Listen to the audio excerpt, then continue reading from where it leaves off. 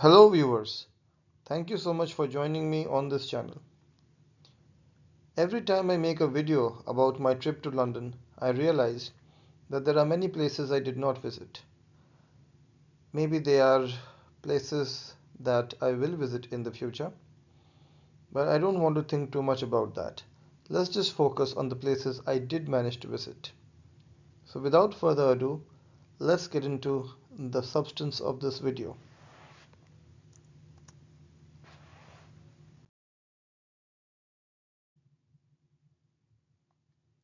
As stated in a previous video, I had made a clear plan regarding the places I wanted to visit in London. I had divided those places under following 5 categories: parks, palaces, markets, museums, and stadiums. I had a particular weakness for those places that could be visited for absolutely free. In this video, I'll talk about the stadiums I visited in London. Before I describe the places I went to, I want to acknowledge 2 places I did not go to: the London Olympic Stadium and Silverstone Formula One track. These 2 places were on my list, but somehow I was not able to make it to these places, and I do regret that. Hopefully in future I'll get a chance to visit these places as well.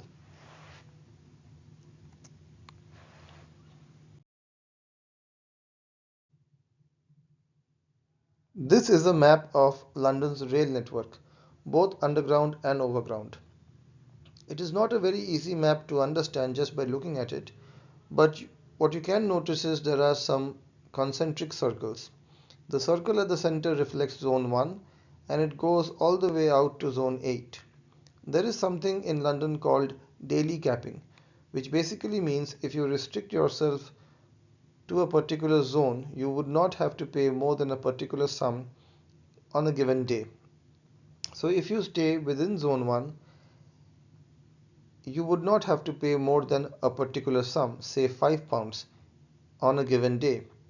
So if you take 10 rides and you restrict yourself to Zone 1, you would not be deducted more than £5 on that day. £5, I must say, is just an example. The real sum can be £10 or £12.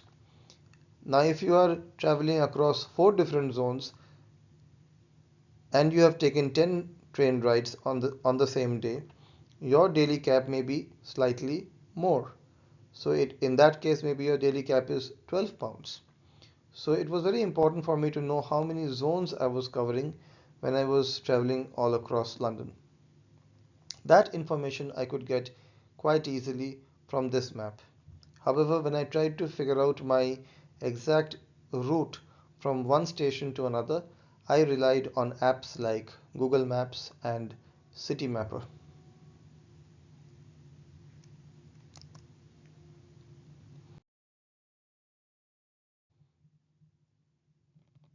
The first stadium that I visited in London was Tottenham Hotspur Stadium. When I was in school and I used to participate in quiz contests, Tottenham Hotspur Stadium was not called Tottenham Hotspur Stadium. The name was White Hart Lane. We had a lot of fun trying to remember the stadiums where football clubs in England played their home matches. So Tottenham Hotspur Football Club would play their home matches at a stadium called White Hart Lane, which later got changed to Tottenham Hotspur Stadium. Now it's very easy to remember that Tottenham Hotspur Football Club would play their home games in Tottenham Hotspur Football Stadium, but life was slightly more difficult when the name was White Hart Lane.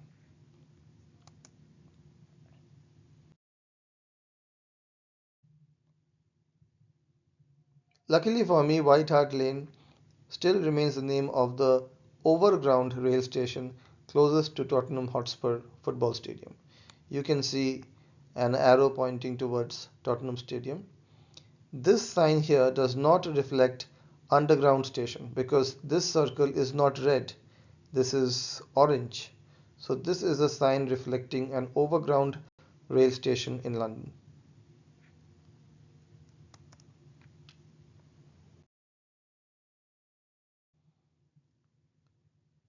On the left is the Tottenham Hotspur Stadium. It's quite a big stadium and it's very impressive. I think American football games were being played in this stadium. That is why you see the name NFL here. Near the stadium, there is a building with a mural of Harry Kane. Harry Kane, of course, used to play for Tottenham for the longest time and is now playing for Bayern Munich. I was more impressed by this mural than by the stadium, although the stadium itself is very good looking.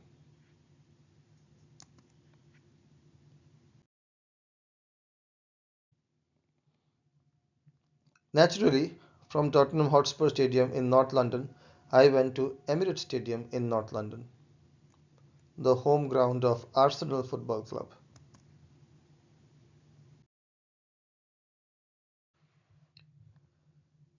The tube station closest to Emirates Stadium is called Arsenal. Very helpful. And again, you see a sign at the tube station directing people towards Arsenal Football Club or the Emirates Stadium. I can't emphasize how beautiful this walk is. The houses, they are really good to look at. And it's a particularly calm neighborhood. I don't know if it was because I went there in the morning. Maybe it gets really raucous on the days when there are football matches, but it's a very beautiful neighborhood.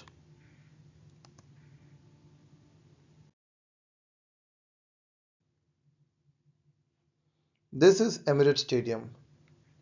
It has this beautiful design here saying Arsene knows. Of course, referring to Arsene Wenger, one of the most successful managers in the history of football. As a child growing up, I was exposed to English Premier League, and in a very childish fashion, I used to think that Arsenal Football Club was named after Arsene Wenger. Of course, that is not the case, but I used to refuse to believe that it could be a coincidence that someone named Arsene Wenger would be manager at Arsenal Football Club and the club would not be named after the manager. But of course, that is not the case.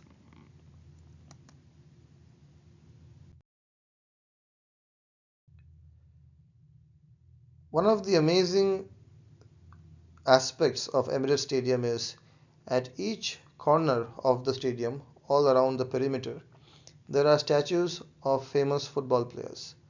This is perhaps my favorite statue. This is a statue of Dennis Bergkamp, the Dutch magician footballer who I was in love with when I used to follow English football.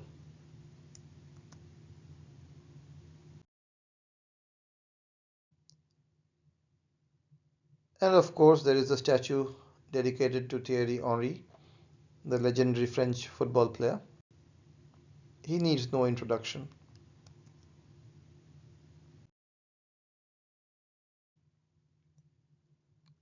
From North London, on the same day, I went to see Lord's Cricket Ground.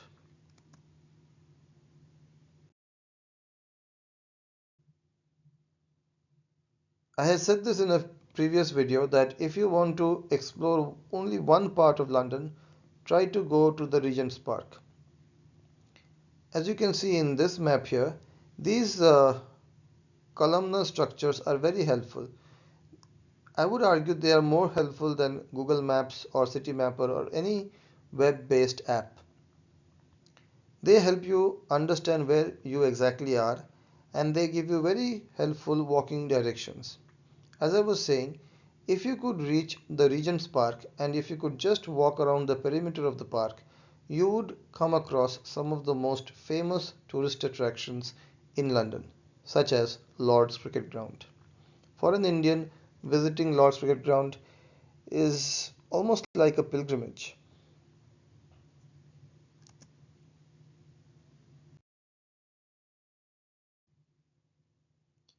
Lord's, to be fair, is the home of cricket because this is where the laws of the game were written. And another piece of trivia here, which we used to remember as school students interested in sporting trivia, Lord's Cricket Ground is the home ground of the county of Middlesex, which you can see here. Middlesex County plays their home matches in Lord's Cricket Ground.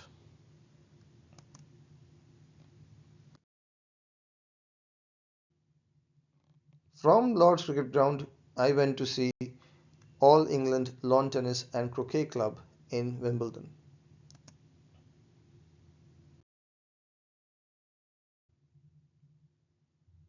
It was an almost 75-minute tube journey, and again I had this helpful sign here indicating in which direction I had to walk to reach All England Lawn Tennis Club.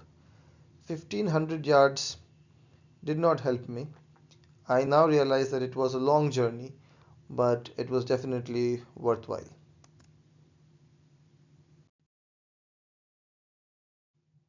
This is a view of Wimbledon, or as I call it, All England Lawn Tennis and Croquet Club.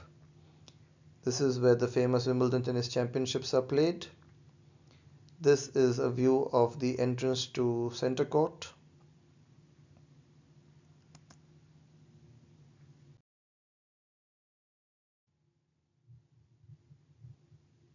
This particular picture caught my attention. It says always like never before, and then has pictures of Carlos Alcaraz, Roger Federer and Bjorn Borg. If you can't get the message, then maybe it is too subtle for you.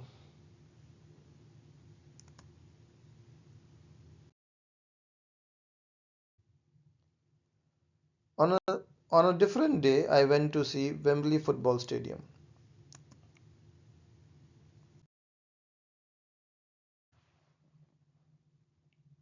This is Wembley Stadium. Wembley Stadium was the closest stadium to the place where I was staying in London. In fact, I could see this part of the stadium from outside my hotel.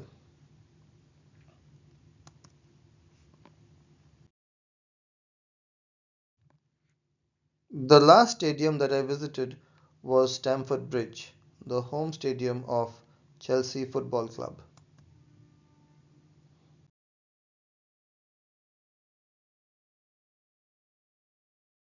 One of the most interesting aspects of my trip to Stamford Bridge Football Stadium was Fulham Broadway Tube Station.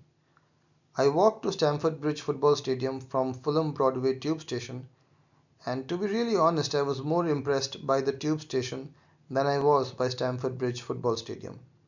Don't get me wrong, Stamford Bridge Football Stadium is a very impressive structure, but I kind of expected to be impressed by Stamford Bridge Football Stadium. I did not expect to be so impressed by a tube station, and Fulham Broadway Tube Station is certainly very impressive. It can be compared to some of the malls in India. That's how good it is. It certainly is one of the best tube stations I saw during my stay in London.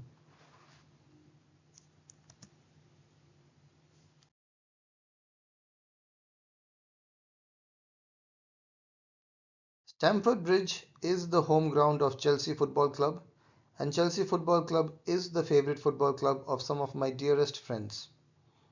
Chelsea Football Club is not my favorite football club. However, I enjoyed my visit to Stamford Bridge Football Stadium thoroughly.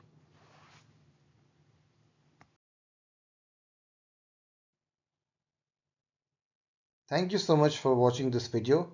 I hope you enjoyed it. Take care, and I hope I'll get to see you very soon in the next video. Bye bye.